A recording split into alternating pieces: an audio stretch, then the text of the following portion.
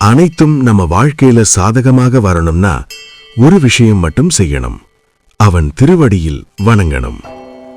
திருவாதிரை சிவபெருமானுக்குரிய புனித நட்சத்திரம். அந்த நாள்ல சிவதரிசனம் கிடைச்சா அது ரொம்ப ரொம்ப அரிய பாக்கியம். அதனாலதான் சித்தர்கள் சொல்லியிருக்காங்க, ஒரு திருவாதிரையாவது தவறாமல் தரிசிக்கணும்னு. ஒரு பழமொழி உண்டு, சித்திரகத்திலும் உண்டோ சிவதரிசனம்.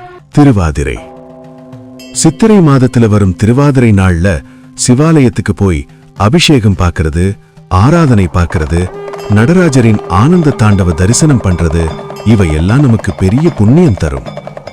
அன்று யார் கோவிலுக்கு போய் சிவனை தரிசிக்கிறார்களோ, யார் மலர் கொண்டு அர்ச்சனை செய்றாங்களோ, யார் திருவாசகம் பாடுறாங்களோ, யார் சிவ கைக்கரியத்துக்கு உதவி செய்றாங்களோ, அவர்களோட குடும்பத்துக்கும் அவர்களோட மனசுல நினைக்கிற நல்ல விஷயங்களும் நிச்சயமாக நிறைவேறும்.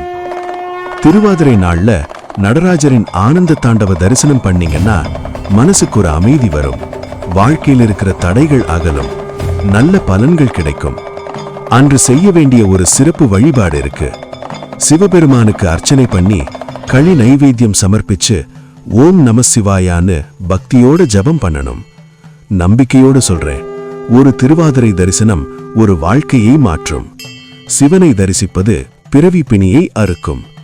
அன்றைக்கு சிவ தரிசனம் பார்க்க முடியலன்னா அடுத்த பிறவி நிச்சயமா உண்டு என்று பெரியவர்கள் சொல்லியிருக்காங்க. இந்த சித்திரை திருவாதிரை நாள்ல நாம எல்லாரும் சிவதரிசனம் பண்ணி அவன் அருளை பெறுவோம். ஓம் நம சிவாயா, ஓம் நம சிவாயா, ஓம் நம சிவாயா. நமச்சிவாய வாழ்க, நாதன் தாழ் வாழ்க.